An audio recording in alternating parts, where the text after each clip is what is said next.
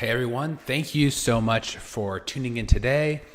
Bret Weinstein is back on Joe Rogan and I want to react to this video. I have not watched it yet, but I always love when Bret is on Rogan.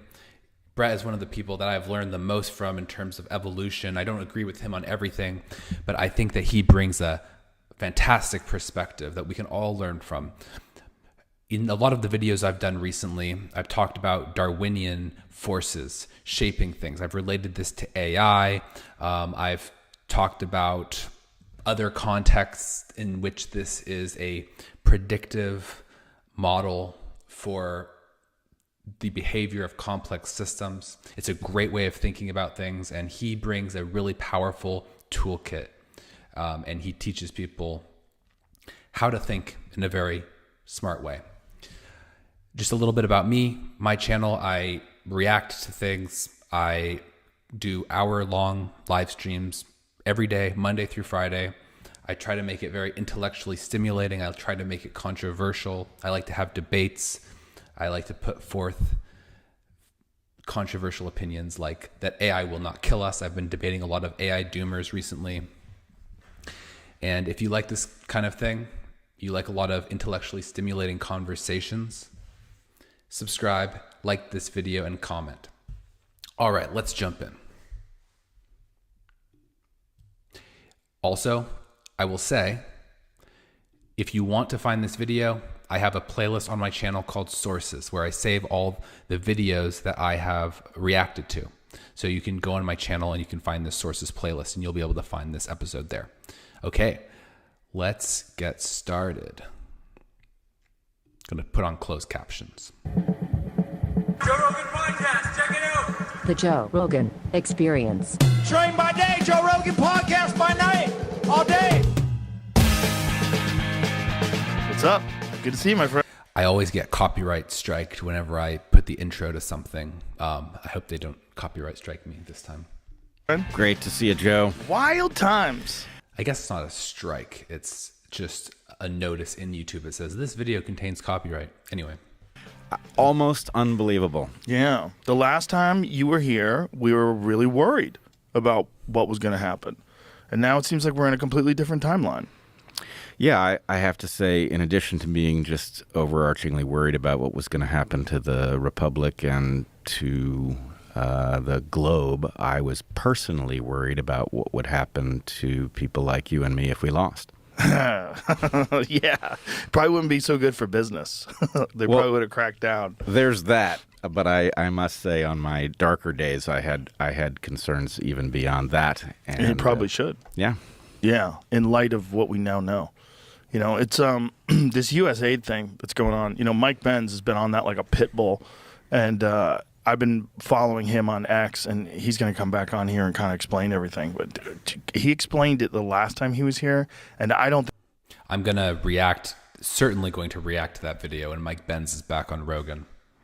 think I really grasped it until Elon's 6 wizards. He brought in some young wizards to go in there and go over the books, and they are just finding crazy shit. It's great, and it's so interesting. I was listening to a left-wing podcast today.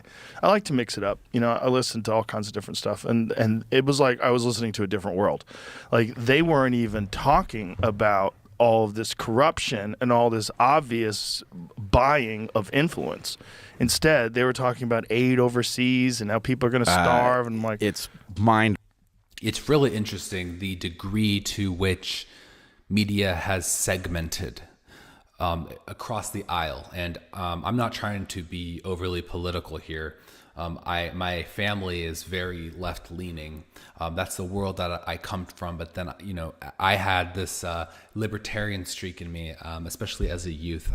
Now I wouldn't really identify with either side. I've talked about my worldview in other videos, and maybe we'll get back to this because I think it will relate to a lot of the things that Bret talks about. But I'm pretty conservative, and when I mean conservative, I mean that I don't like to change things. I'm worried about changing things in a complex system. With that said, I do really understand the liberal left-wing point of view, and it really does resonate with me. So I'm very much, I don't know if I would call myself a centrist. I think that's a very boring label, but I ultimately don't like political action. I think political action is an illusion. The world is a complex system. And although it may appear that you can change the outcome of the future and steer a nation in one way or the other by advocating for certain policies, in reality, if you understand the dynamics of complex systems, you'll realize that you are not going to be able to actually affect the outcome. You can work towards some goal, but there are forces that are way more powerful than you that will ultimately determine the direction of history, and the accumulated actions of every individual in the country will determine what actual policies are implemented in the long term. And this is just not fundamentally something that an individual can control. And so that's why my philosophy is, yes, a little bit libertarian leaning. I have, in a sense, a conservative temperament, and I empathize with left-wing liberalism, although my instinct is to assume it's a bit naive. But at the end of the day, I believe in local action. I believe that you must conduct yourself in the world according to your morals and your belief system. And what matters is how you affect those around you, because that is something that you can control. You can be a good person, a good neighbor, a good family member, and ultimately politics is not, it may seem like you're making a difference, but in reality, the future is overdetermined. And these things are steered by forces that nobody really understands. It's complex social dynamics. And we can talk more about this maybe as this episode goes on. But all that is to say, I'm not saying this from a biased standpoint here. I'm trying to be objective. And it's objectively true that the media landscape has faced a huge schism. And the left-wing media is in a very interesting place. So they're basically, what happened is, first of all, the left-wing perspective has been much more deeply embedded in the traditional media. So as a result of that, it crowded out a lot of independent creators in the left-wing space. A lot of people who were progressive or sympathetic with even people like Bernie Sanders, who's not necessarily an establishment left-wing figure. These people were at home watching CNN and MSNBC. Like I have family members who love Bernie Sanders and they love AOC, and they like Gavin Newsom. They like Joe Biden, but it's not necessarily their favorite, but you know, they're left-leaning people, and they're not necessarily even all in on the establishment Democrats. But they enjoyed reading the New York Times and watching CNN, and this media was actually satisfying to them. It gave them what they want. It catered to their perspectives to some degree. Whereas right-wing people have not felt this way. And as a result, there's been a vibrant right-wing media ecosystem that has developed online to fill that gap where the traditional media was not satisfying people. And only certain, I don't want to call it extreme because I don't want to be condescending, but relatively extreme. And you could say it's extreme in a good way depending on your ideology, but let's say unconventional, contrarian left-wing voices were the ones that mostly thrived online. And what happened is, I think some of these voices ended up actually kind of joining the MAGA coalition, because there were certain ways in which Trump has been anti-establishment. And there's people like Jimmy Dore, Glenn Greenwald, even the Young Turks to some extent. They have realized that they, in some ways, resonate with the current direction of the Republican Party. I'm not saying they are Republicans or conservatives or agree, but there's some ways in which they can relate to these people. For example, all of them don't like neoconservatives, as an example. And so what happened is in this election, basically, a lot of people went not to Team Trump, but to Team Big Tent Trump, like a sympathetic, Trump sympathetic. It went to that kind of a coalition. And then left-wing media, those that were not going to be sympathetic to Trump, actually ended up going way further left. And I'm not trying to say this in a condescending way. They went all in on their perspective, because basically all of the mainstream media cope that they had kind of relied on, like all these polls that made it seem like Kamala was going to succeed, all of these failed. They were totally unpredictable. They were totally uninformed. It was just a big, colossal failure. The media lost so much credibility.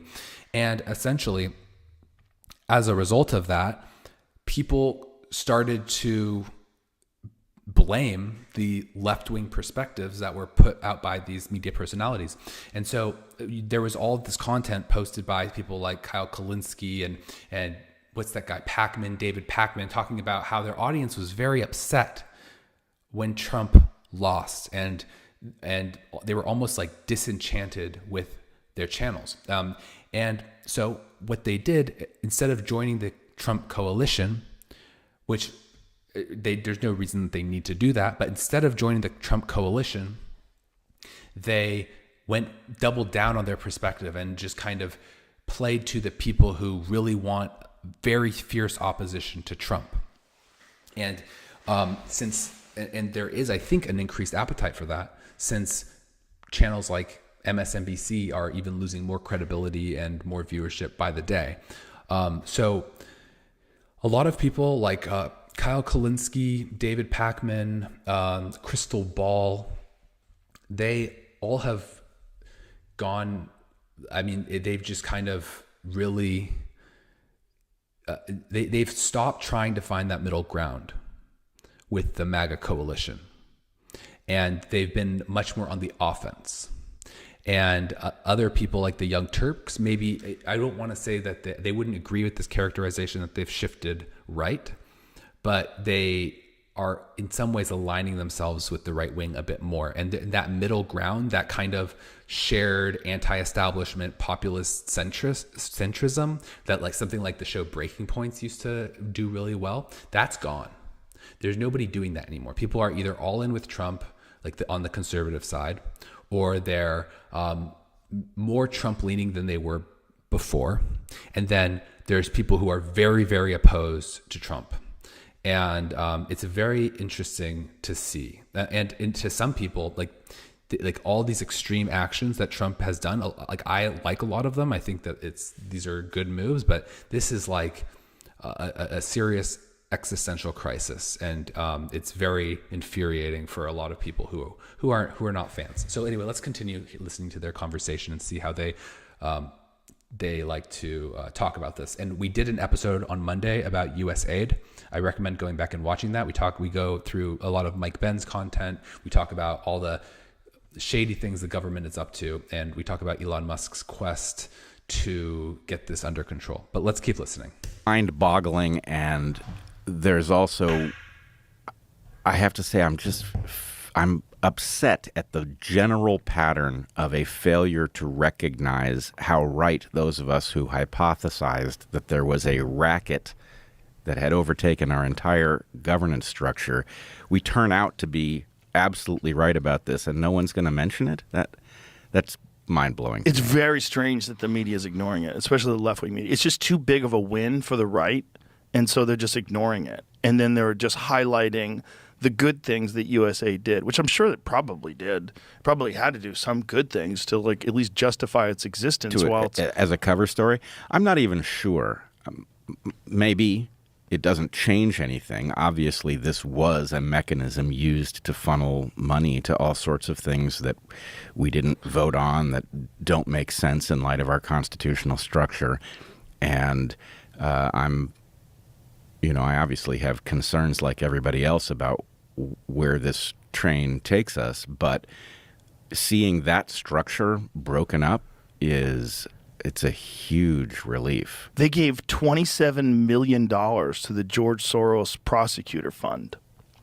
So our own government is funding this left-wing lunatic who is hiring the most insane prosecutors who are letting people out of jail who commit violent crimes. And that's exactly how this racket worked, is that the ability to tax the American public and then effectively get us to pay for being propagandized, for being surveilled, that's the game. And I don't know what era we currently live in. Obviously, there's a lot that's confusing about what the Trump administration is up to, but I don't think any reasonable person could be unhappy that we are exiting that era. I'm going to read off some of the things that this guy, Kanakota the Great, on So there's a lot of interesting things here. First of all, I didn't know that about them specifically funding George Soros's prosecutorial fund.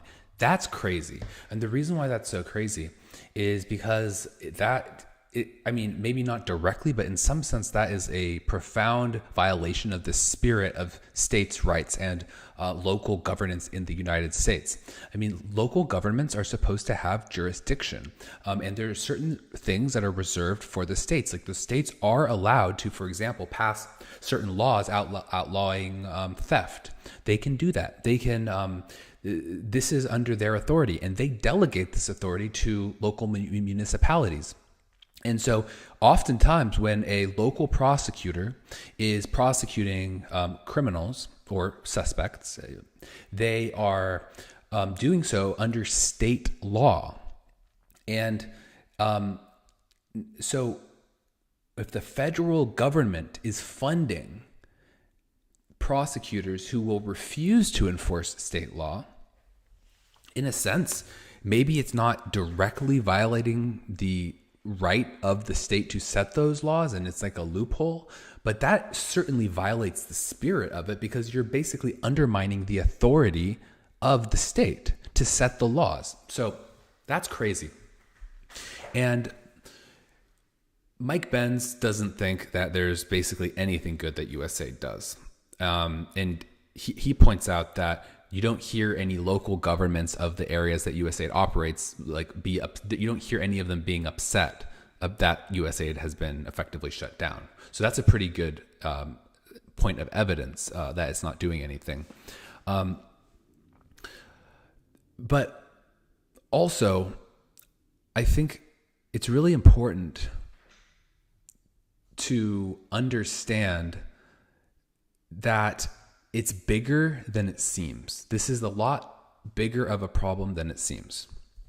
So I'll give you like 2 reasons why this is a bigger problem than it seems. So like, in case you don't know, in case you're not fully up to speed on USAID, basically USAID funds a bunch of shell corporations and nonprofits that funnel money. And if you trace it and you look at what they're up to, you realize they're doing regime change and pushing propaganda and doing all these things, both domestically and abroad.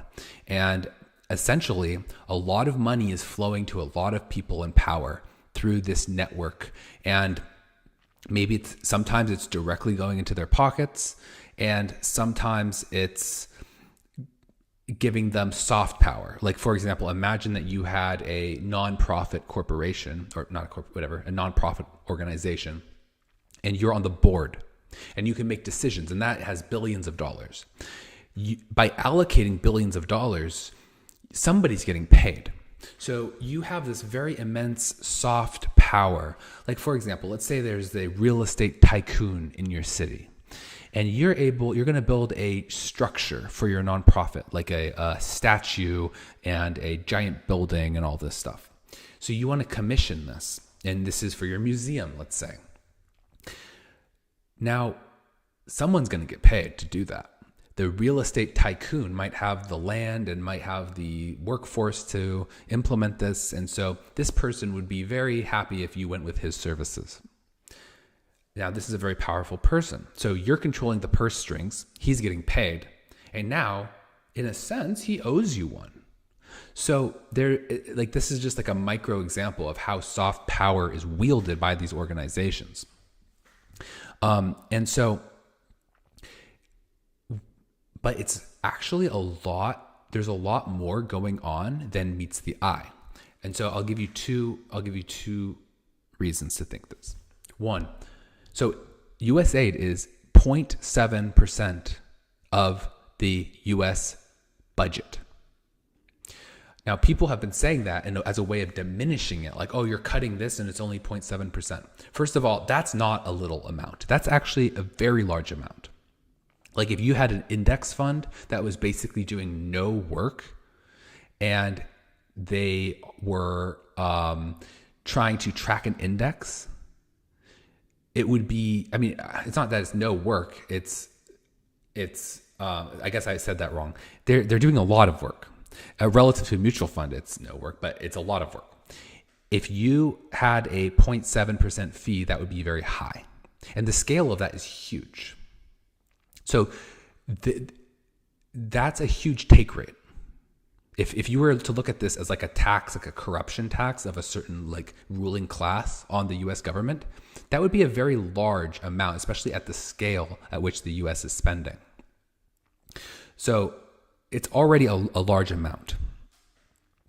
But even to take that one step further, it's 0.7% of spending of the budget, not of income. So it's actually an even higher amount of money when you take into account the fact that we run a deficit. So it's a higher percentage of taxation. So it's taking money we don't even have and giving it to these people to allocate in their nonprofits and corporations without oversight. So this is not good. This is not good. But what's even more is you have to realize that these systems are all way bigger than you think they are. Because when you look at who USAID funds, you realize that they're not the only organization that funds all of these different institutions. So you look at, like, let's say some charity, and USAID contributes to it. Now you can be sure that there's something, if USAID is contributing, you can be sure there's something shady going on. But they're not the only person putting money. They're not the only institution putting money into this organization. So what USAID does is it like drives the direction of the corruption. It like defines the way that money flows. And then it's actually a more powerful system than even what USAID is putting into it. It's like an amplifier. It's kind of like when your employer says, donate to a charity. You put in some money and then we'll match you. That's kind of what's going on. So it's when USAID is deploying money, also other institutions have an opportunity to curry favor with those in power by also allocating money in those same places. And this is almost like a guiding post for those trying to curry favor to validate that this is a legitimate place to allocate capital if you want to accumulate soft power and get favors from people that matter. And so as a result, those corrupt actors that are beneficiaries of this system are not only getting money from USAID and acting therefore in USAID's interest, they're also selling their excess capacity of corruption to all those other donors, which is probably like 50 to 75% of the money going to these organizations. So the total corruption in the system is even higher than you think it is. And USAID will only have so many requests, and then the rest of what these people can do can be sold to other people for a slightly lower premium. And so it's just a very nasty ecosystem. And let's continue listening to what they have to say. On Twitter listed, and this is off the Jesse Waters show. USAID, $20 million for Iraqi Sesame Street, $2 million for Morocco. Sorry, I was trying to check to make classes. Sure that this was $11 million to tell Vietnam to stop burning trash. $27 million to give gift bags to illegals. $27 million. $330 million to help Afghanis grow crops. Crops. I wonder what those crops are. What's their biggest crop, Brett? It's going to be the poppy seeds for bagels, I'm thinking. Opium! $200 million on an unused Afghani dam, $250 million on an unused Afghani road. This is wild. I mean, some of this stuff is really, really crazy. Well, yes, and, USAID is, of course, riddled through whatever international madness it is that caused us to open our southern border and facilitate an invasion through the Darien Gap. So, seeing that structure laid bare is it almost feels like it can't be real. And I think they're going to probably move on to immigration soon. So I do want to kind of address this point before they move on to another topic. But I think that all these points, these examples of waste sound bad. Like they're spending this much on a road. It's you're overpaying for a road. Okay, yeah, I get that sounds bad, but you have to realize it's worse than that. Because one thing that rich people have to deal with is when you become rich, you have a lot of people that come around, and like a lot of your old friends from high school and family members, like your second cousin, and everyone's like, hey friend, hey fam, they come to you and they start requesting things. And this is why a lot of wealthy people are very guarded, because when you have this very large pot of money, so to speak, it becomes very easy to siphon it off. You have so much going on and you only have so much attention. So imagine you hire a gardener. So you're hiring this gardener to work on your garden, and you don't have time to check your whole grounds of your garden. And so they know that. And over time, they maybe slack on the back end of your garden.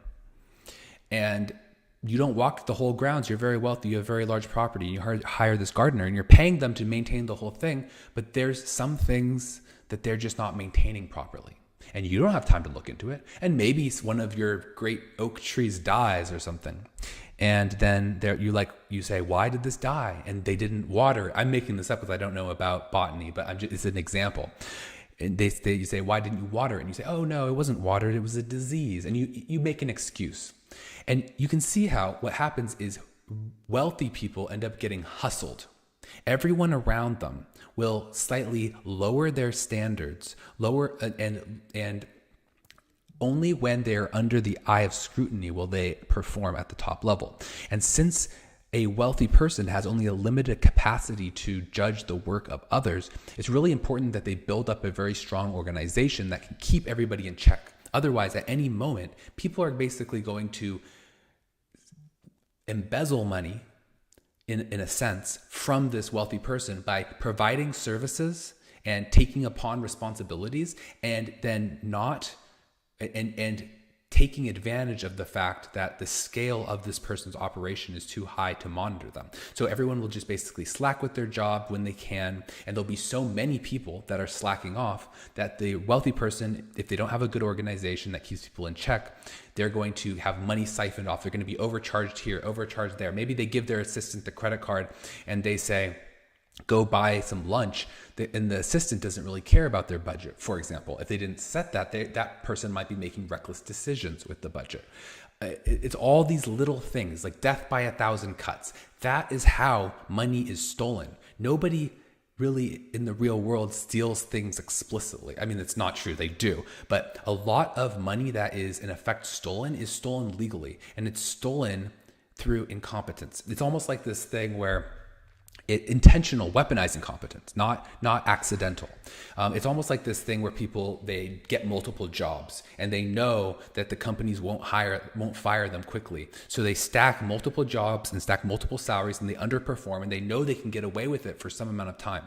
This is what happens to the government. This is what happens to any very large allocator of resources. And this is fundamentally why it's hard if you have a very large portfolio to get very high returns. If you have a small portfolio, you can get huge returns on your investments. But if you have a large portfolio, it's hard to deploy capital at scale because you have to find, like if you're just, for example, investing in lots of companies, you're going to have a hard time ensuring that each of them are treating your capital with respect and deploying it efficiently, as opposed to paying themselves slightly more and doing things that's slightly more convenient to them and not working quite as hard and living off of the investment that you give them.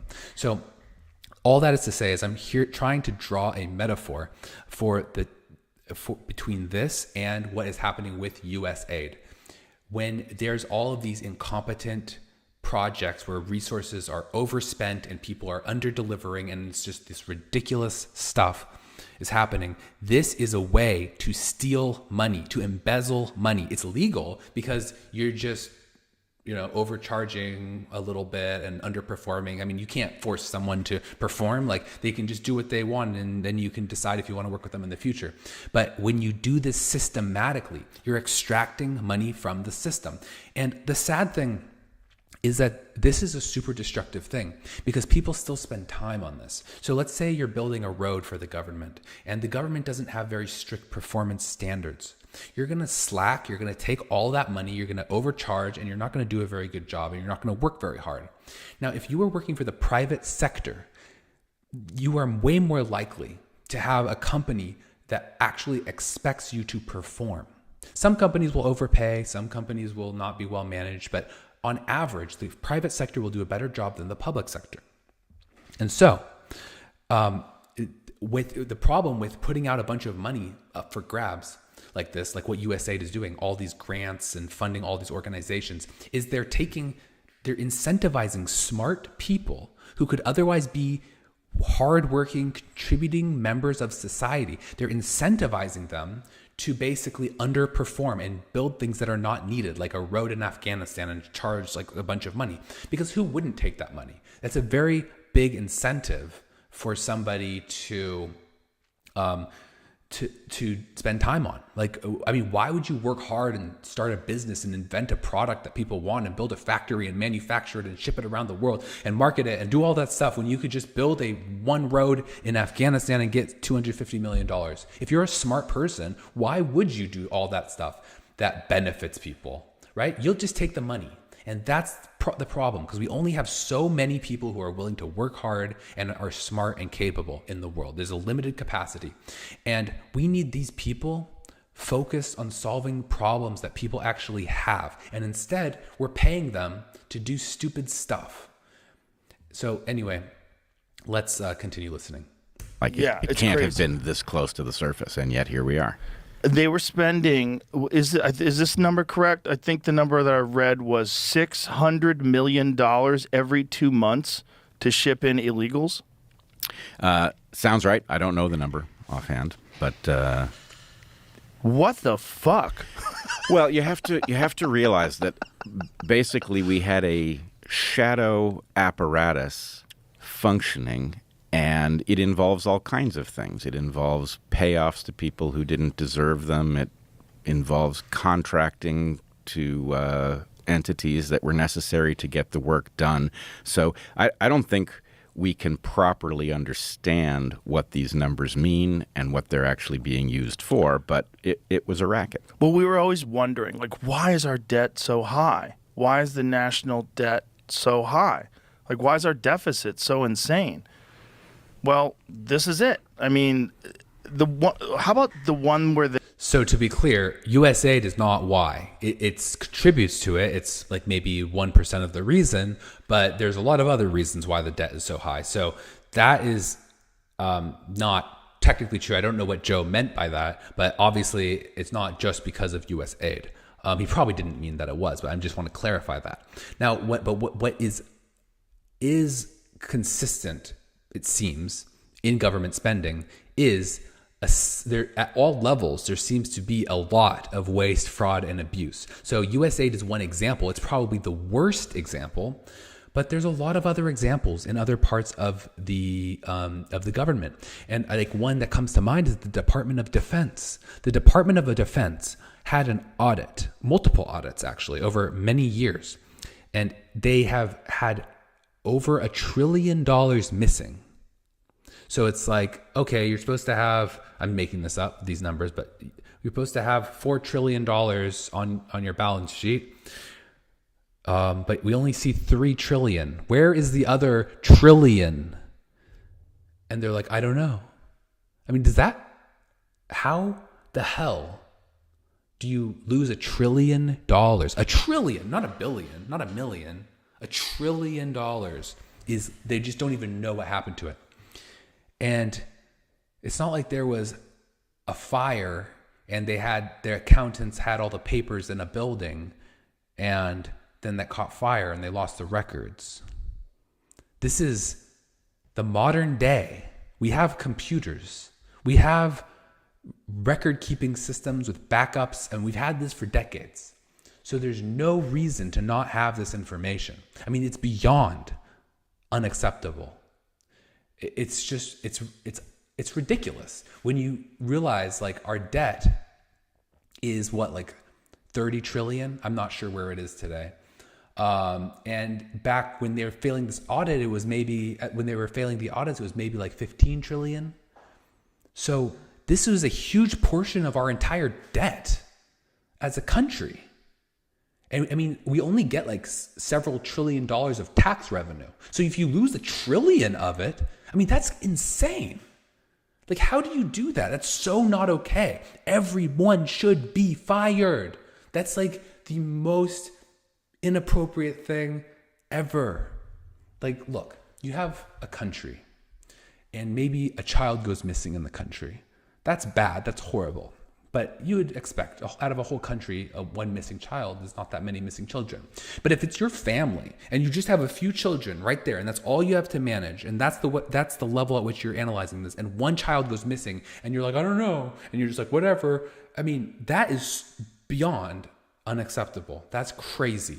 And that's basically what it is.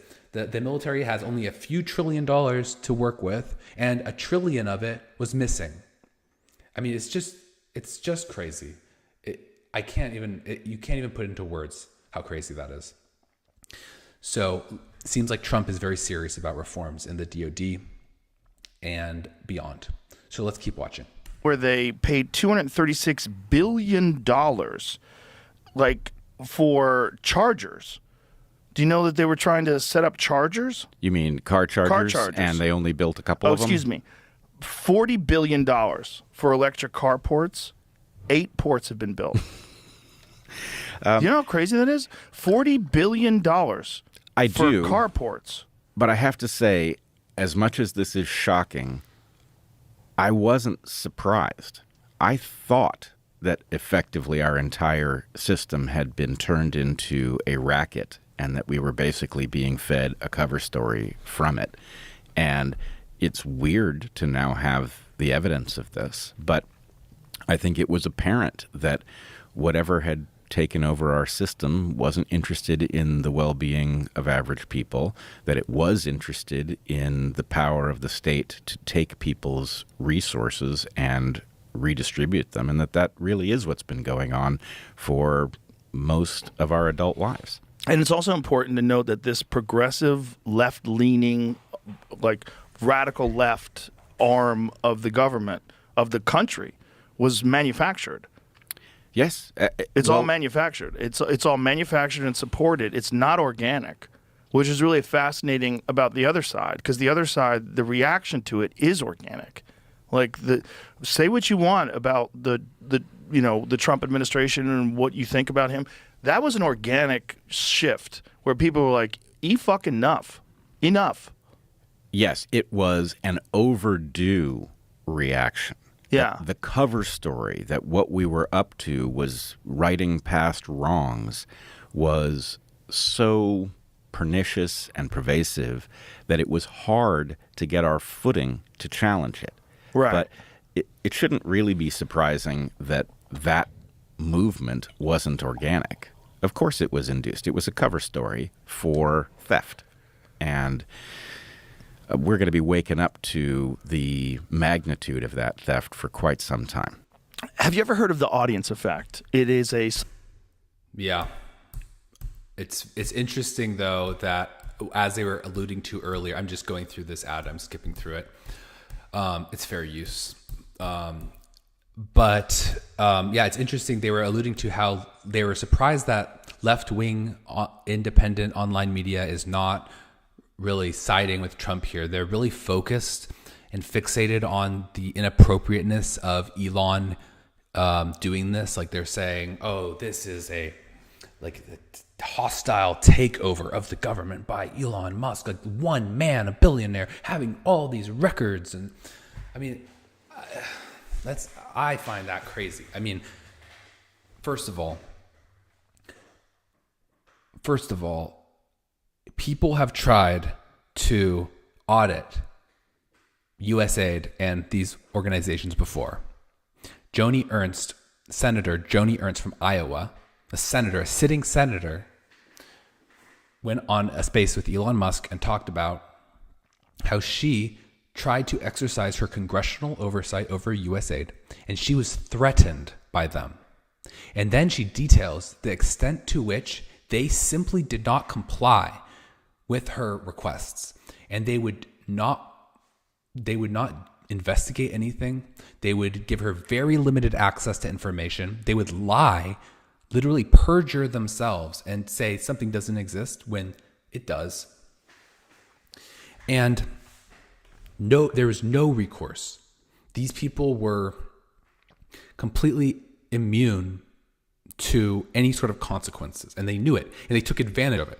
And literally, if you went after them, they would threaten you. They threatened her. And so, first of all, we should be thankful that somebody is willing to actually go up against these people who are threatening people who audit them. Second of all, audits aren't so precious. Like, let's not be so, act like this is such a precious, sacred thing that only some specific person can do. Like, generally speaking, if you're auditing something, you're just verifying if something is true and gathering information. You're not spending money. You're not making decisions, right? It's fine. I don't really care who's auditing it. I just want them to do the audit. So that to act like it's more than that, like it's a hostile takeover, I mean, in a sense, it kind of is, because a lot of people are losing their job, but that's because they've been corrupt. And it's actually a competent audit. That's what it is. It's a competent audit. And I gotta find this video. This is it's a very niche video. A lot of people haven't seen this, but there's this guy, this libertarian, and I'm going to probably butcher this story. He's a libertarian. He has a small channel, and he makes like live streams of his thoughts. And he's been doing it for a long time, and he's gay.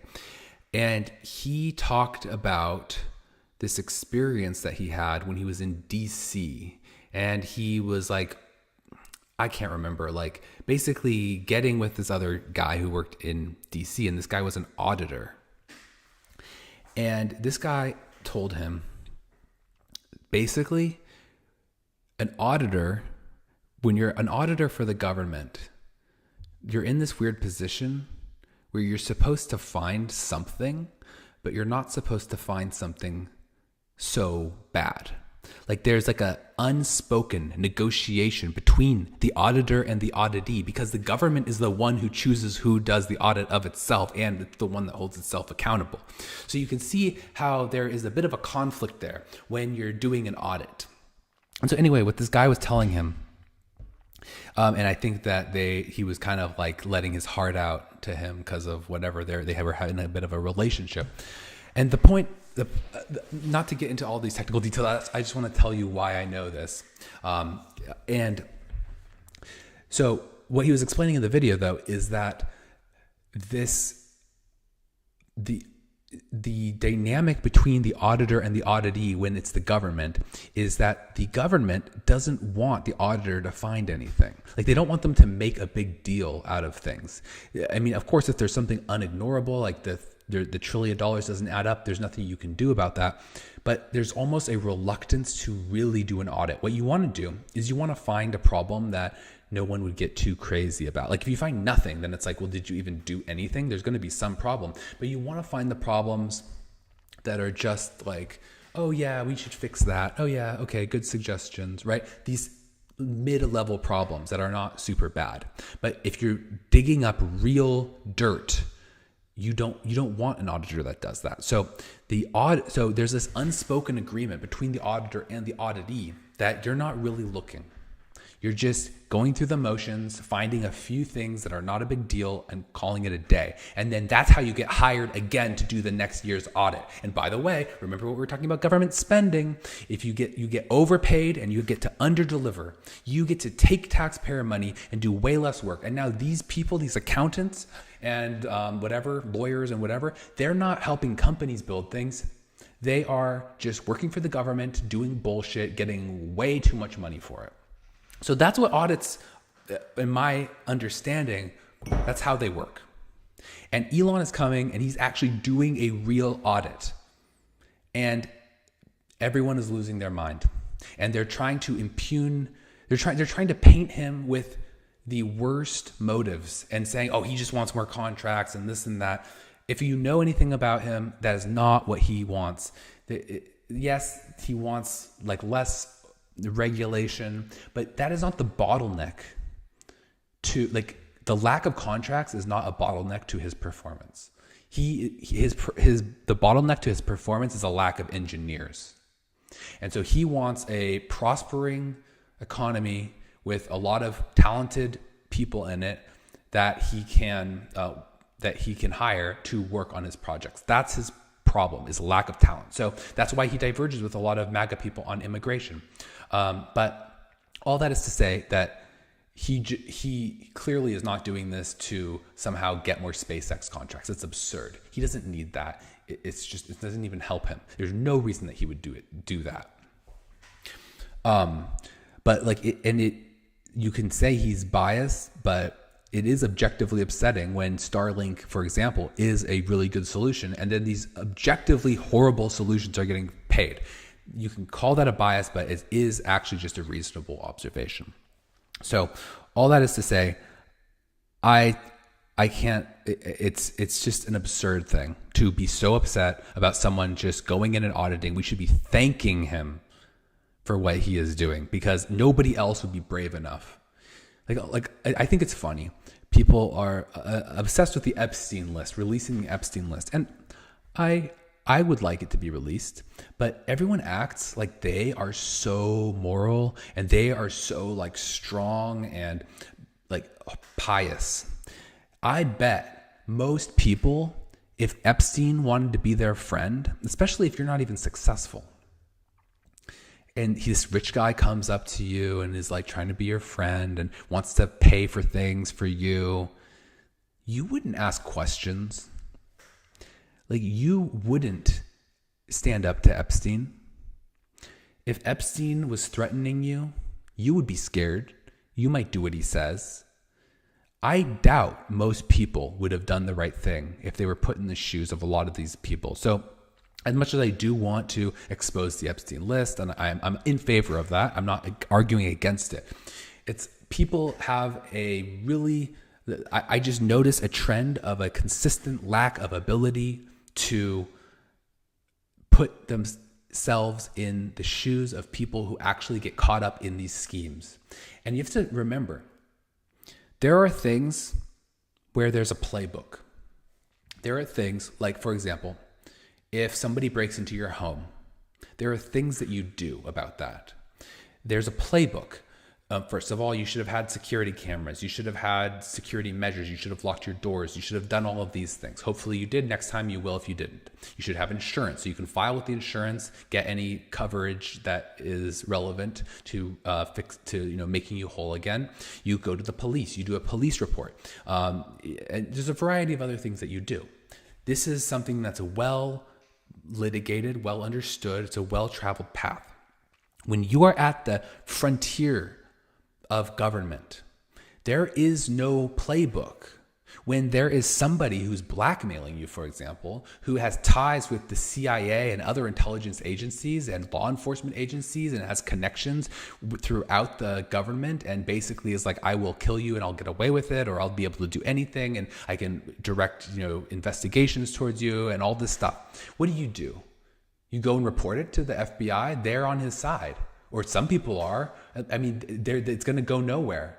Like, there's nothing. Like, what do you do? Do you knock on a Supreme Court justice's door and say, "Judge, help me"? It's not going to work. It's not going to work. There's nowhere to go. There's no one that can help you. No one. You need to fight at that point. You need to have some sort of tribe that will have your back. And I don't mean that like racially. I just mean like a crew, like the CIA. It's like a unit. They have each other's back. And that's the only way you survive in these environments. I mean, you could maybe you can operate as an individual. I'm not saying you can't, but what I'm saying is there's not like, you don't just say, oh, I'm not going to participate in this. I'm just not going to associate with Jeffrey Epstein. First of all, you don't necessarily even know all the details. You don't want to know all the details. You don't know the extent of everything, and you make excuses, and he's the one helping you and all this and that and all the other thing. And so that's just the fact. Most people would mishandle that situation. They have no idea how to conduct themselves. And you're not taught about it. There's no right answer. You have to figure it out, and it's scary. And it's a similar situation with going up against other centers of power. I'm not putting anyone on the level of Epstein. I mean, maybe there are people who are worse out there. I don't know. I'm just saying, when you're going up and fighting at this level, there is no playbook. And it's very scary, and you don't know how to handle it. And Elon is facing immense pressure, and other people are not willing to face this level of pressure. And Trump is willing, Elon is willing, and this is why they're the ones that are at the forefront of this. And this is why they're leading, because they're actually willing to go in and do what it takes. And we don't even know if they'll succeed, and we don't even know if they'll survive. But that's what they're trying to do. And so, given that he's just auditing things and literally exposing blatant corruption, we don't need to get caught up on these philosophical questions like, should a billionaire be the one to audit this? Who cares? At least somebody's doing it. We should be eternally thankful to actually see what's going on and to be able to change something in a system that threatens anybody who poses a threat to it. Take years. Chamath said that it's going to be like Iran-Contra on steroids. That's what he said. He said when you get to the bottom of all this, it's going to be insane, because they haven't even got to the Medicaid yet. They haven't even got to the medical stuff. There's so much they haven't even tapped into, where they think the real motherload of fraud is. Yes, and I must say that there is also another aspect to this which we have to be careful about, which is that the justifiable anger at discovering what it is that we've been dragged into as a nation is going to make it hard to see where the limits ought to be in terms of upending this stuff. In other words, at the moment, I'm cheering for the wrecking ball. Right? Break this stuff up. Yeah. Never again. But there are... What's that, Jamie? Was there reading an article about the spending on the charger? I think what he's going to say is that you don't want to break everything. There are things that are useful and serve a purpose. You don't want to go too far in simply dismantling everything. There is a danger in doing that too. So it seems very safe to shut down USAID, although you could argue it does endanger our national security if we're basically in a perpetual shadow Cold War with other intelligence agencies, and now our intelligence agencies are crippled. I mean, this is a setback, and this could endanger national security. So I think we need to be careful.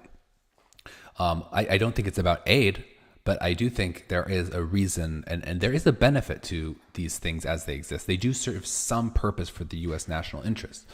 But here's my thinking about this. We are not going to win in the long run if we have a system that is shrouded in secrecy and basically has no accountability and enables corruption and is built on a house of cards or a bunch of lies, essentially. We're not going to win. We are going to be lying to ourselves, eating our own propaganda and believing our own propaganda. And we are going to be drinking our own Kool-Aid. Maybe let's put it that way.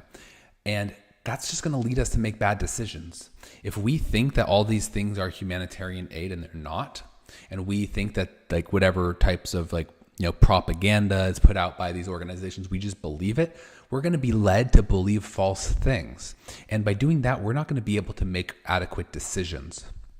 So I get the point of propaganda. Propaganda can be powerful and it can be good for a nation.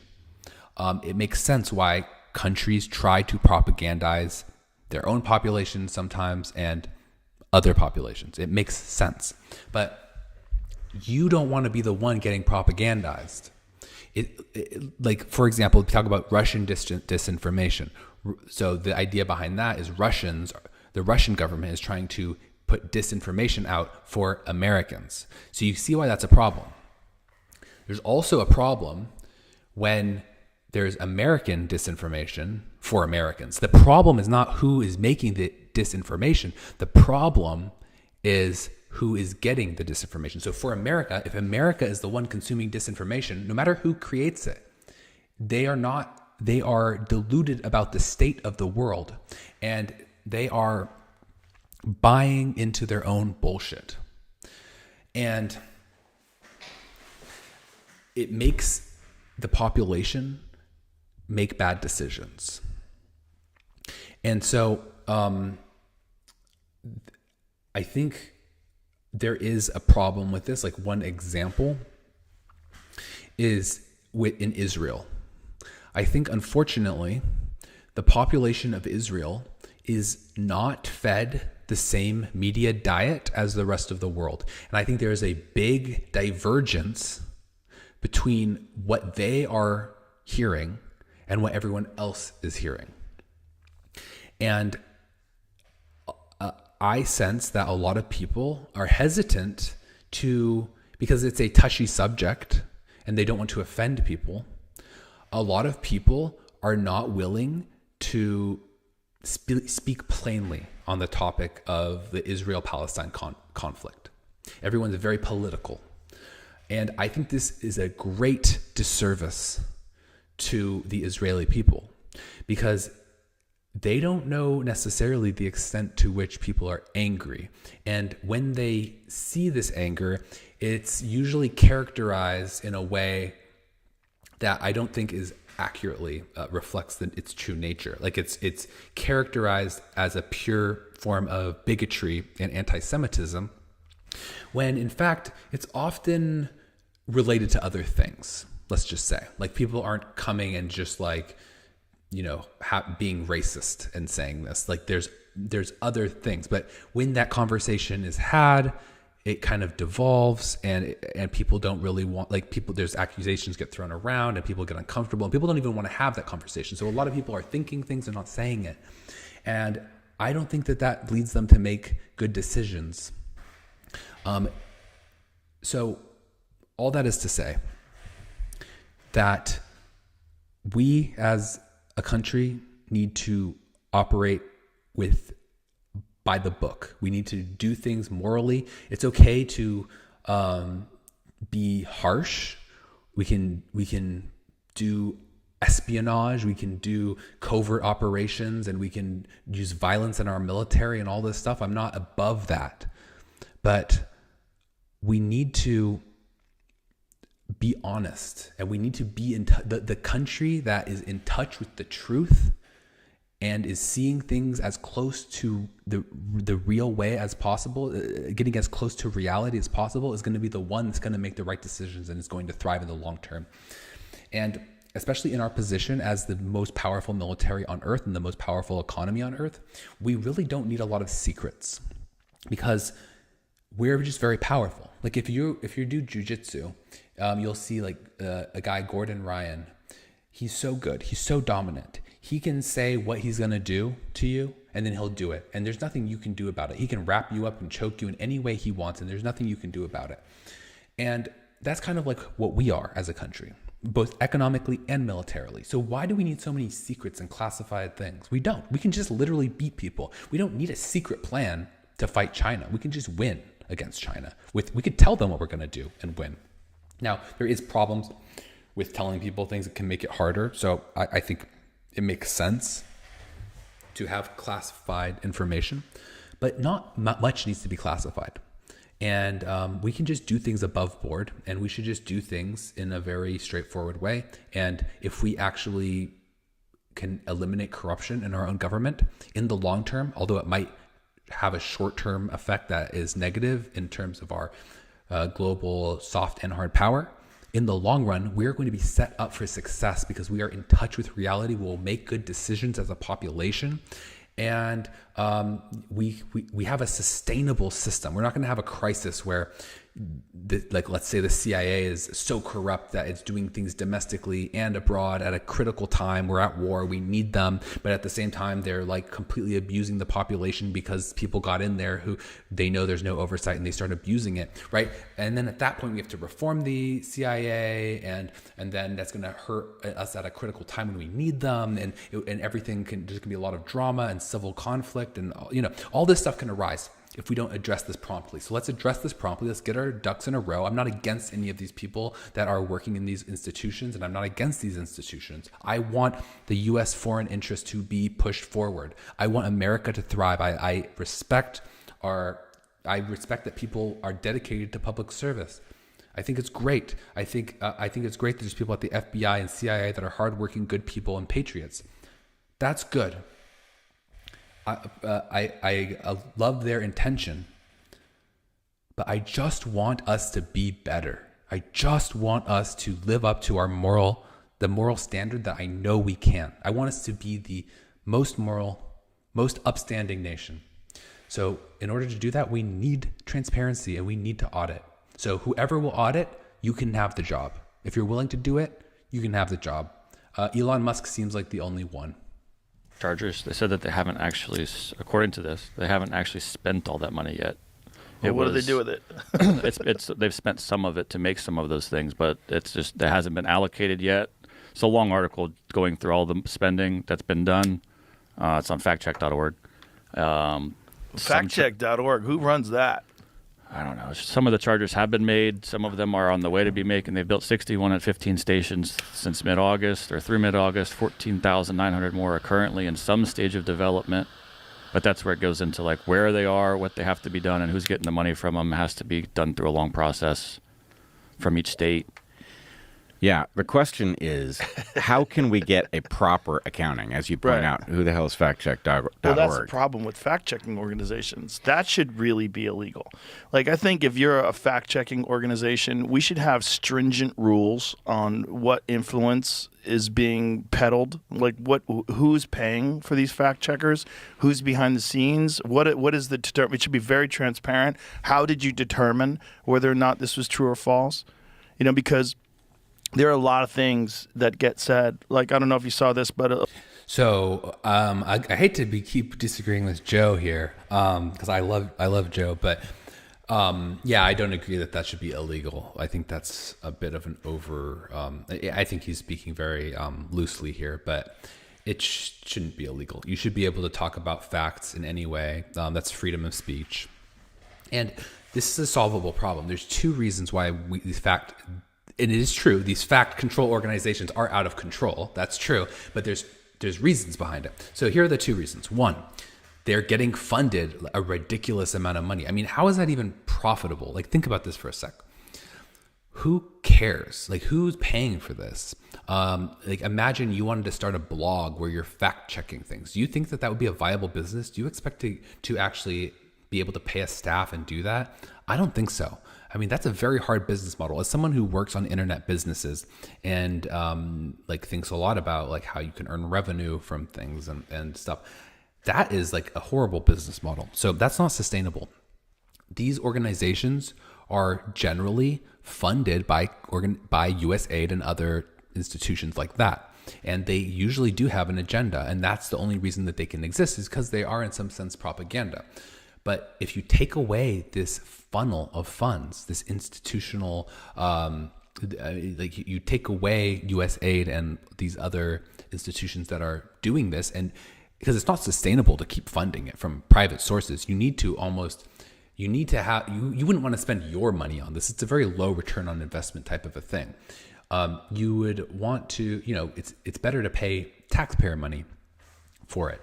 And so if you turn off the spigot, I think the playing field will level. And basically the dominance of these fact-checking organizations that currently exist is going to diminish, and it'll be a competitive market. Right now, if you're starting your own independent fact checker, you're up against extremely well-funded organizations that have a huge war chest.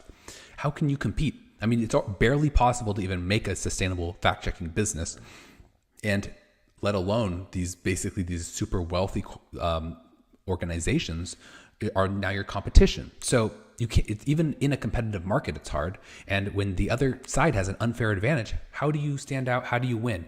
You can do it, but you're not going to be dominant in the market. So that's the first thing. So turning that off will level the playing field. It will let the market take care of this problem to some extent. And the other thing is, I think we can build more auditable, verifiable systems, and that will help. So this is where blockchain technology, I have a company that's in the blockchain space, and I really believe that blockchain technology is going to be key here for enabling transparency. And both in the government, and there's a lot of things with that. I'm not going to go into that, but let's just talk about how this could affect fact-checking organizations.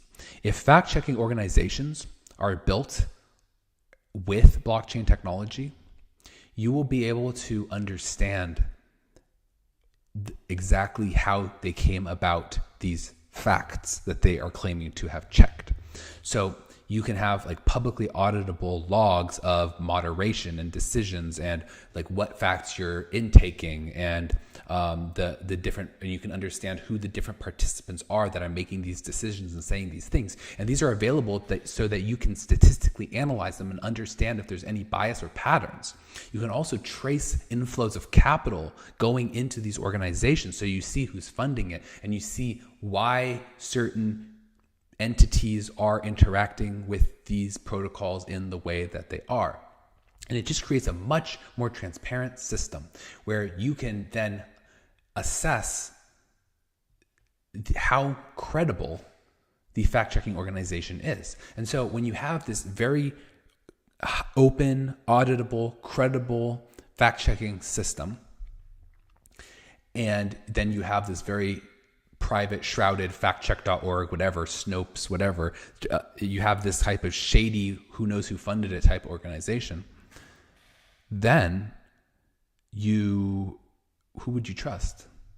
Obviously, you're not going to go to, who believe, honestly, this is a boomer problem. Who believes what they read on the internet anyway? I don't believe anything I read on the internet. I even follow people that I really trust, and I think they're super smart, and I don't even believe what they're saying. I think most likely they just read something too quickly and they didn't get to the bottom of it. Even if I trust them fundamentally, I still don't trust their judgment. And who believes stuff on the internet, man? That's like so stupid. Don't do that. Never do that. Nothing is true. What I'm saying is not true. Don't even believe me. Like, bro. Let's keep listening. Elizabeth Warren got confronted, and it's on Twitter this morning. She got confronted about the amount of money that she's received from pharmaceutical drug companies. She said she's never received any money from pharmaceutical drug companies and never received any monies from any PACs. Okay.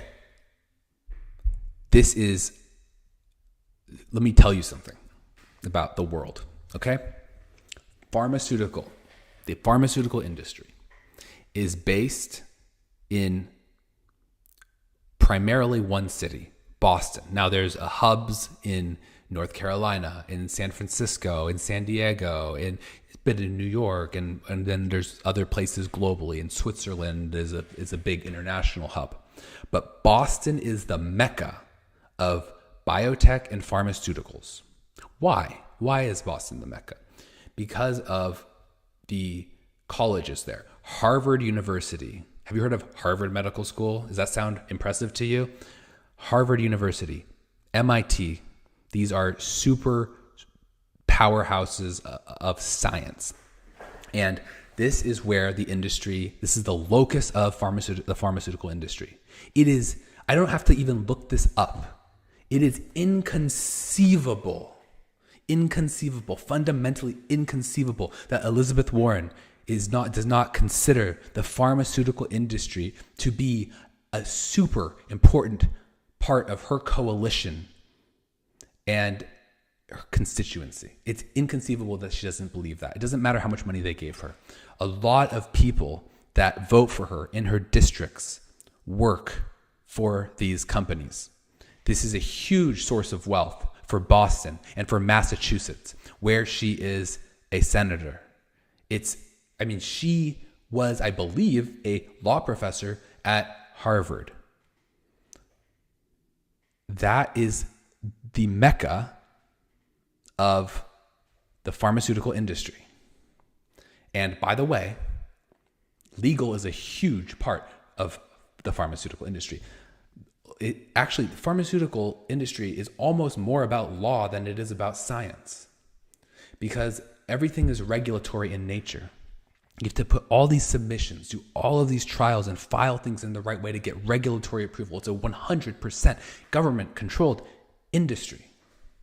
It's a highly legalistic industry. So if you are from Harvard and you are a lawyer and you are a senator in Boston, in Massachusetts, you are beholden to pharma. It's just a fact. It's in your genes. There's nothing. It is like so core to that political seat. The next person who comes into that position will also be anointed by pharma.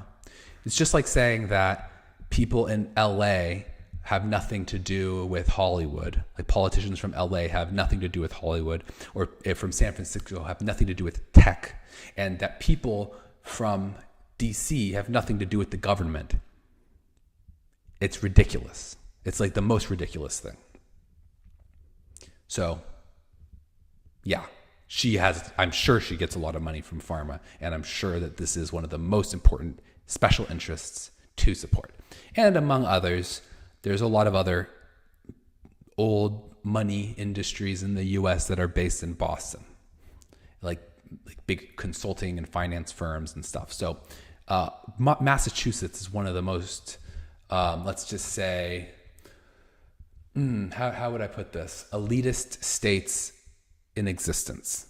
You know when people say like, oh yeah, I went to school in Cambridge, and it's a humble brag because they went to Harvard or MIT and they're trying to brag about that? Yeah, that's like the most elitist portion of the entire country. So she's an elitist. It's a fact. And then, of course, underneath it, Community Notes strikes again. And of course, she received millions. Yeah. She's a fucking liar.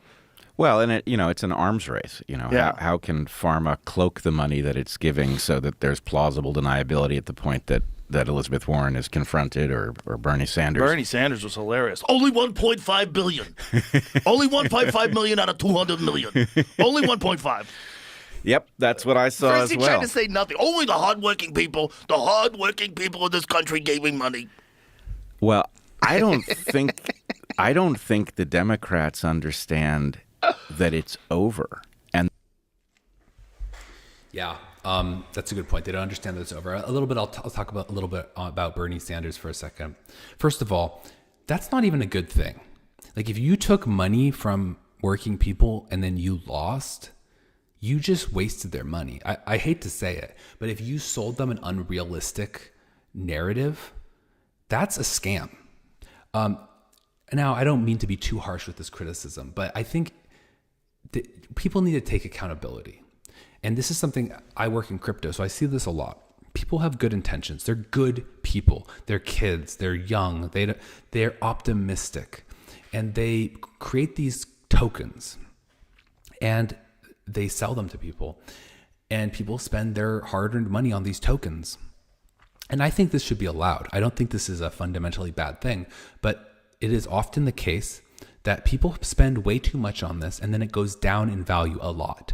And it's ultimately, I think it's okay to lose money and we don't need to make a bigger deal out of it than it needs to be.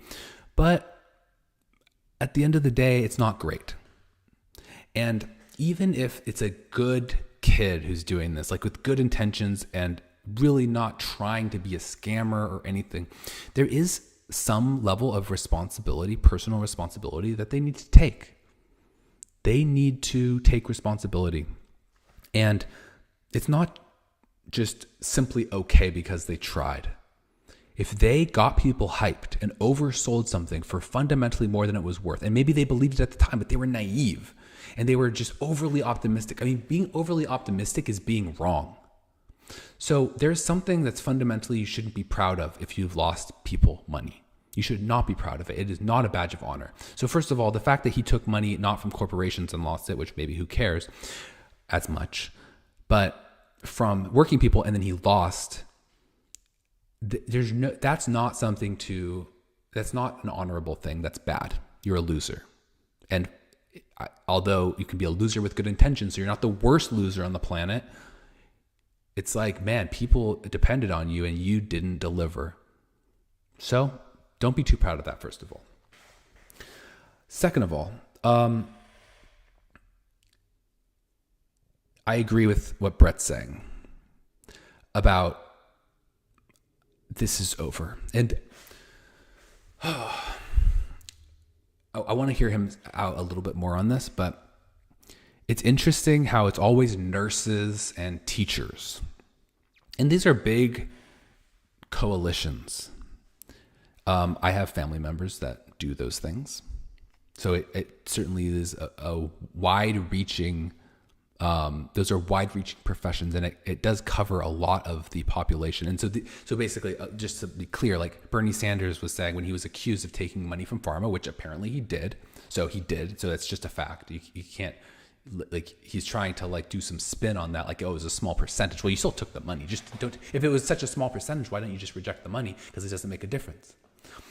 But he was saying, oh, it was all nurses and stuff. And it's like, okay, so first of all, you lost their money. It was complete waste. They would have been better off if they never donated to you. That sucks. Second of all, I just wonder, and I don't know this to be true, but I really wonder how much of the population identifies with nurses and teachers. Like it's a very like I don't know, 20th century mindset, like the robber barons and the unions. And it's like, yeah, there's a lot of union people out there, but like, is that what the young people are identifying with? Like, I don't know. I mean, I know like young people who are plumbers, like people my age that are plumbers. It's true. And that's a unionized thing. Like I can think of examples, but I think it's a overall shrinking type of coalition, and knowledge work is becoming a lot more common. And it's interesting, like this messaging, it's like, I'm not saying it's a small coalition and a small demographic that he's pandering to when he talks this way, but it is, I think it's a diminishing coalition. And so to hitch your horse to that wagon, I don't think it's the way that things are going. And over time, I just think that narrative is going to be less and less powerful. But it's still powerful, but I think it's a losing battle. I think that type of labor is at some point going to fade away.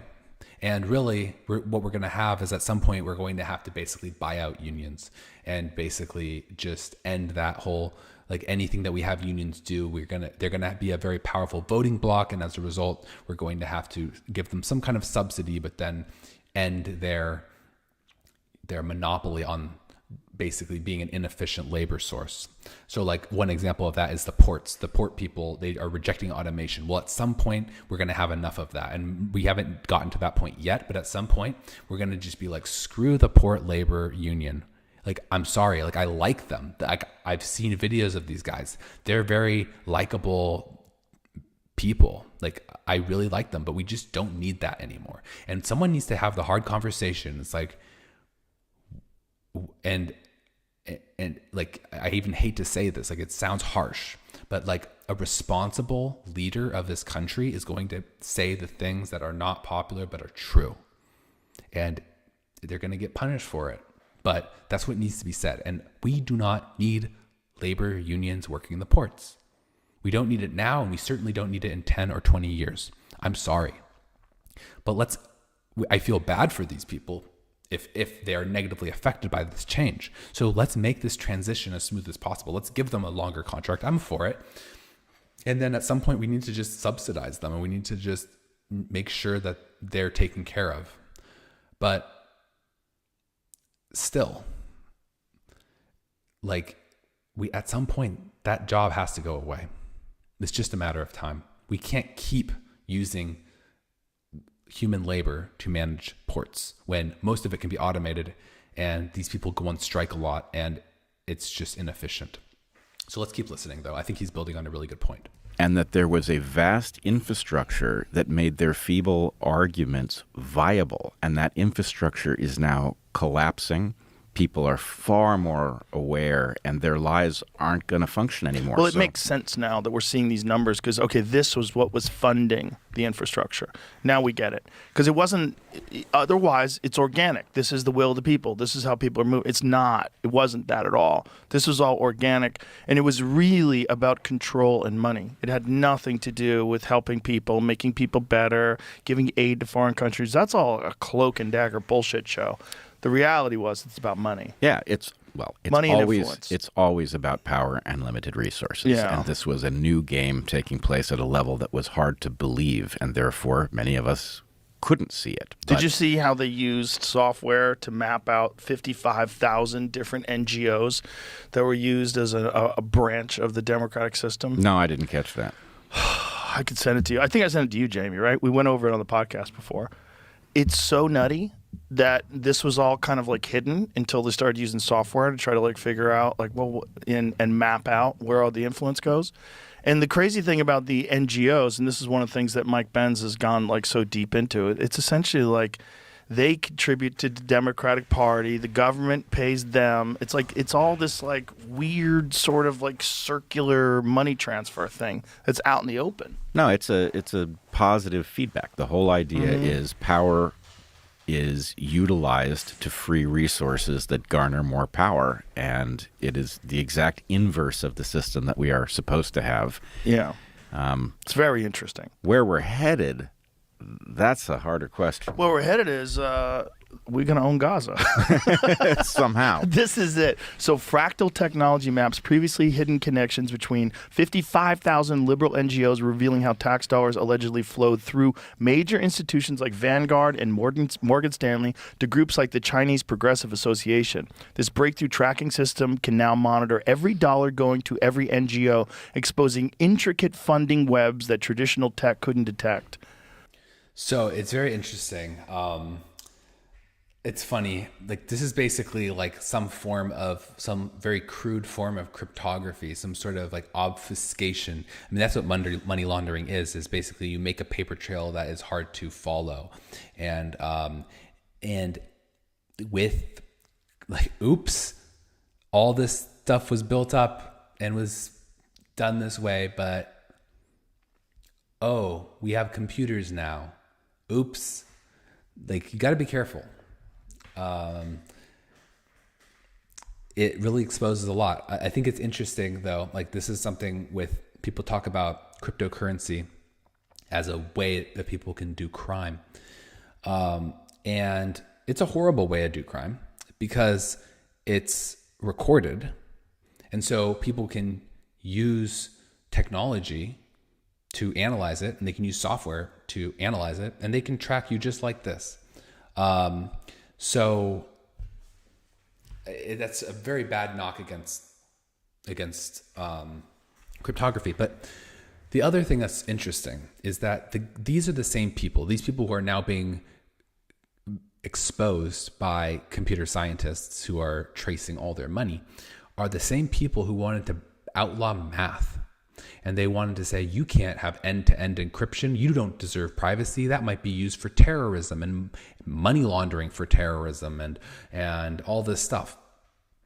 And look who's doing this kind of stuff. And look who would benefit from this kind of stuff.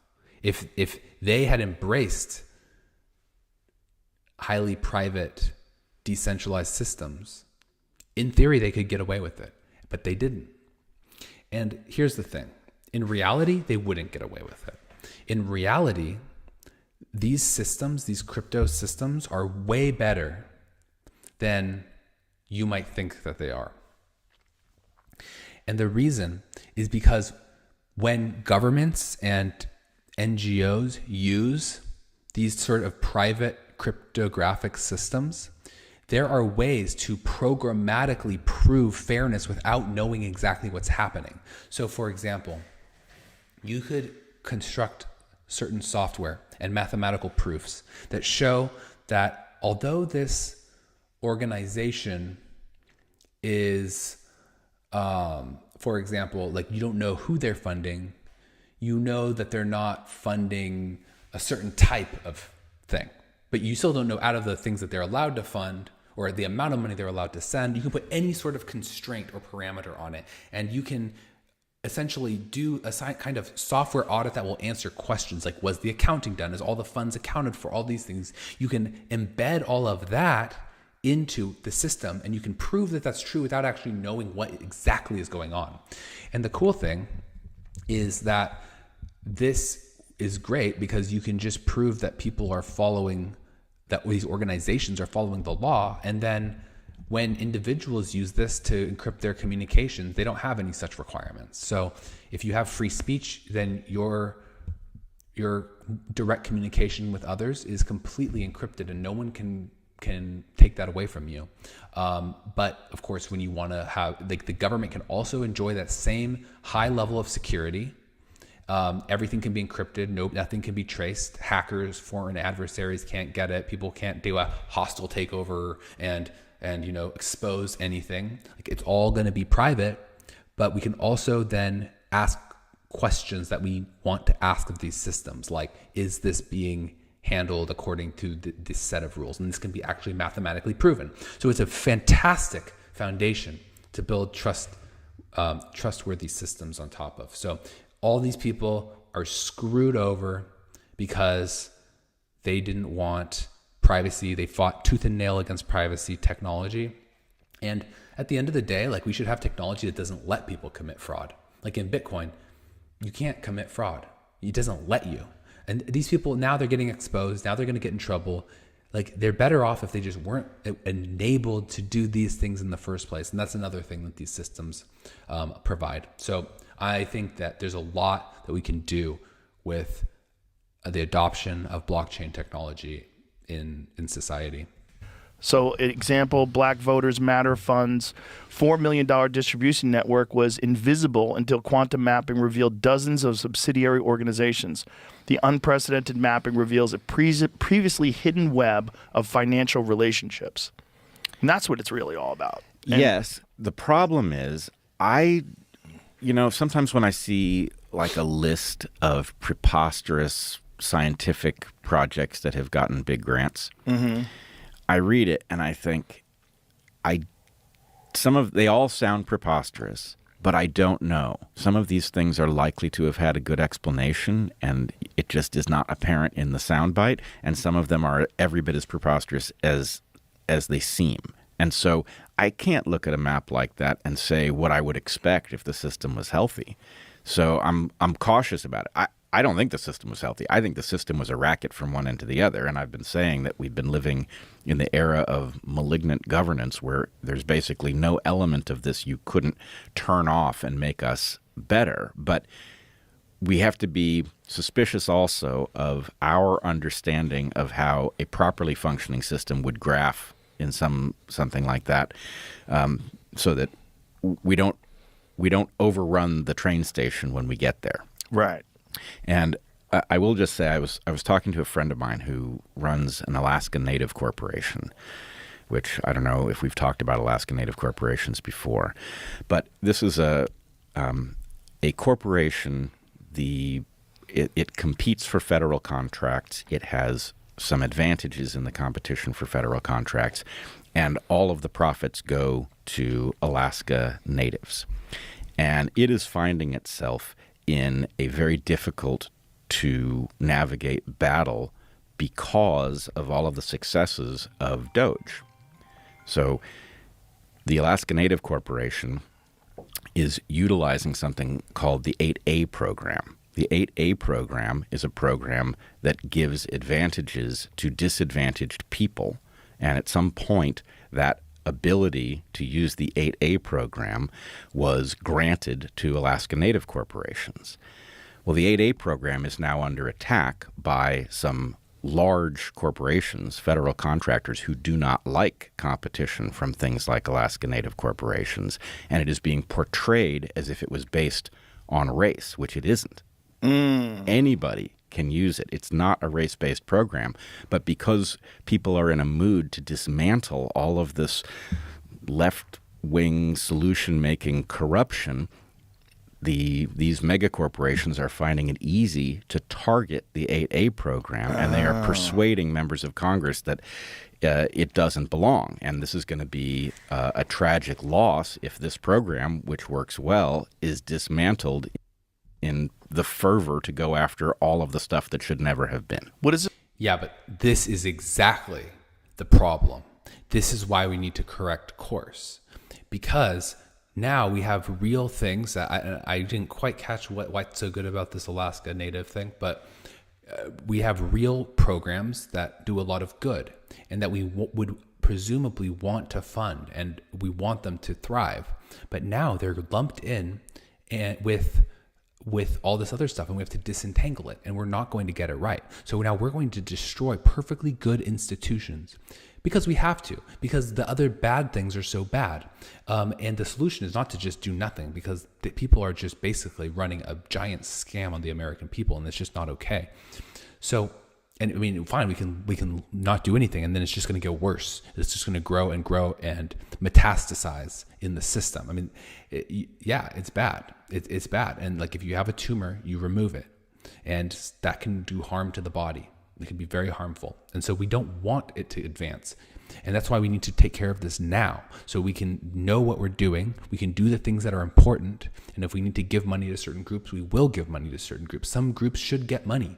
And so, but we can't do that if everyone is basically taking us for a ride. There maybe is a small percentage of people who are legitimate, or even a big percentage, but we don't know who it is. And it's just going to grow and grow as a problem if we don't get it under control now. So sorry, this is just a consequence of all of this should be at the feet of those who abused the trust that was given to them by the American people by doing all this shady stuff. And that does not completely absolve those that are dismantling this corruption from distinguishing between legitimate and illegitimate projects. Like, they still need to do that, but it's fundamentally a hard thing to do. And so most of the anger should be directed at the corrupt people. Some of it, but not as much, towards the people dismantling the corruption. And hopefully we can identify which organizations are good and do a very good job of keeping them intact.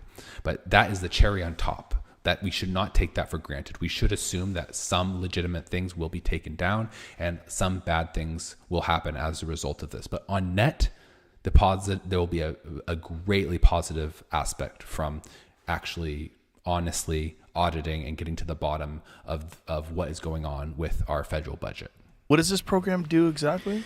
It provides a mechanism for disadvantaged people to compete for grants. It's really not race-based. Anybody, So would you just have to live in Alaska? No. So they're two separate things. Alaska Native corporations are for Alaska Natives. Right. When you say Alaska Natives, you mean people who live in Alaska, or No. Inuits? I mean Arctic peoples. Arctic peoples. Yes. So the original people of Alaska before we bought it for $50 from the Russians. Exactly. We bought it for $50 from the Russians, and then after the discovery of oil in Prudhoe Bay, the U.S. government realized that it could not afford to give the natives of Alaska sovereign land rights, because it was going to need to do things like put a pipeline to transport oil. So instead of giving them reservations and sovereign land rights, it gave them some abilities to compete for federal contracts as Alaska Native corporations. So it's an interesting program that does a lot of good, but its connection to the 8A program now has the good that it does in jeopardy. And I don't know how many stories there are like that, but we need to be careful that our excitement about watching all of this nonsense torn apart doesn't cause us to tear apart things that actually are functioning well and don't suffer from the defects of the DEI madness. Got it. So this thing that allows disadvantaged people to get grants, like how's it structured? Oh, that I couldn't tell you. Okay. That I couldn't tell you. We could look into it. It's easy to look up. It's the 8A program. Help small businesses owned by socially and economically disadvantaged individuals to compete for federal contracts, provides training and technical assistance to help businesses compete, categorizes eligible businesses as veteran-owned, women-owned, minority-owned, or owned by a person with disabilities. Certification does not guarantee contract awards, but it can help businesses pursue new opportunities. So this is a question, right? The categories like veteran-owned, woman-owned, and minority owned. Like why is that? Why is woman owned and minority owned? Why would they, you know what I mean? That's one of the, especially women owned. Like, I do. Is this Grok? Is that what you're looking at there? So what that is? Oh, so that's Google. Benefits for Native-owned businesses. Program helps Native communities develop economic ventures that support their communities. Profits generated from a Native-owned participant go back to their Native communities. Yeah. I mean, there may be some holes in the specific example depending on your perspective, but I think what Bret is saying still stands. There are some good things that are going to be negatively affected. It just has to be true. It's not going to be a pure win. But of course, on net, it's going to be positive. So I'm not in a position to answer detailed questions about 8A, but what I would say is there are some good things. There are quite a number of success stories that this is exactly what we want for disadvantaged people. Right, is to we want provide a real mechanism, social safety net. Yeah. Well, not only a social safety net, but something that provides an opportunity. Hey, build a business, right? This is what we want you to do. This is the mythology of our system is, pull yourself out of your disadvantaged state so that you don't need help. Yeah. So anyway, we should be interested in maintaining those programs at the same time we find the stuff that's actual nonsense and get rid of it as quickly as possible. And that's going to be a delicate balance. So far, we're early in this process, and you're going to have, big wins like the revelations about USAID. But the day will come soon enough when we're talking about discussions where we actually have to do a cost-benefit analysis on the programs that are targeted. Right.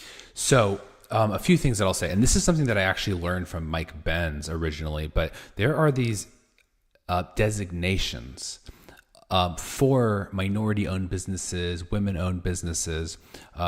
These are special categories.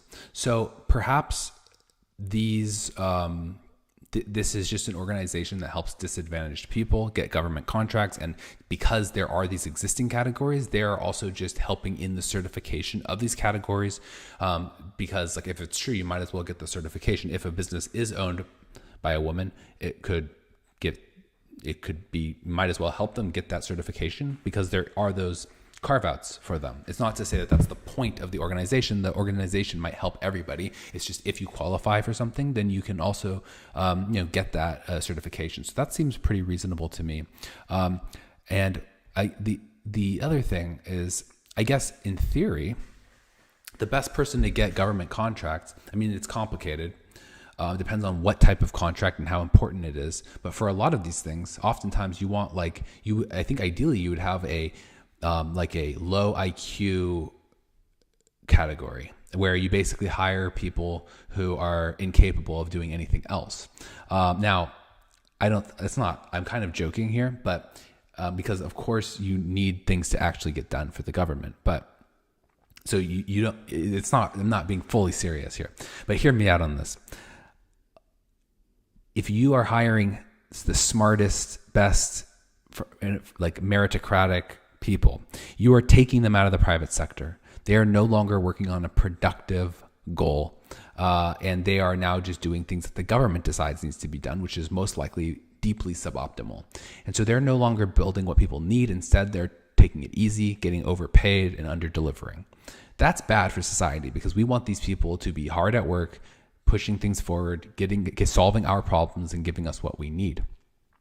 So if you could somehow, like I do kind of like the idea of some kind of federal work program, and I'm not really, I would have to think about this. I lean libertarian, so I'm not actually trying to get government programs necessarily, but if you did have some kind of thing that paid people out to do something, I mean, I think it's ideally you don't want to just pay someone to do nothing. I mean, you can argue about UBI and stuff like that, but there is some merit in having people work for it. But you don't want to hire the best and brightest necessarily because you're competing with the private sector, only if it's something very important. Do you want to hire the best and brightest to do it? If it's like basically some kind of subsidy, you perhaps want to you want to give someone who wouldn't be able to make it in the private sector an opportunity, and almost you can treat it kind of like welfare for them. Now you have to balance that with the results, but perhaps if you, I mean, I'm saying this kind of glibly, but perhaps if your standards are low enough, like they're already so low, perhaps like not the best business owners would necessarily, like basically anyone could maybe meet the goals that the government sets for its federal contractors. It might not be a very high bar. So if you hire disadvantaged people, and when I mean disadvantaged, I don't mean like economically coming from a poor background, because you could still be very capable. I mean disadvantaged in capabilities. If you hire someone who's less capable to do a job, it's not the worst thing. Since your standards are going to be low either way, unless you raise the standards, I mean, that's another story. Like you can raise the standard, that's another choice. But if you're going to have low standards, you should hire someone who is of the appropriate level. You shouldn't be giving these fat contracts where it makes very competent people want to go out and take these jobs. Now, of course, you also want to make sure that you're not crowding out the labor force. I mean, I just think government spending is very, very dangerous because of just the way that it eats up resources for unproductive means. So you have to be careful. But in theory, you could construct a system where you're hiring less intelligent people, and you could actually get better results by doing that. That's all I'm trying to say. Anyway, it's getting late here. I got a lot more work I need to do today. So I'm going to wrap the stream up here. If you guys like this, please let me know. Leave a comment and like and subscribe. And if there is a good reception, I will continue reacting to this video. We still have about 2 hours to get through. I talked a lot. That's how I tend to do these things. Otherwise, I'll move on to another topic another time. But either way, if you like this, please subscribe because I do this every day.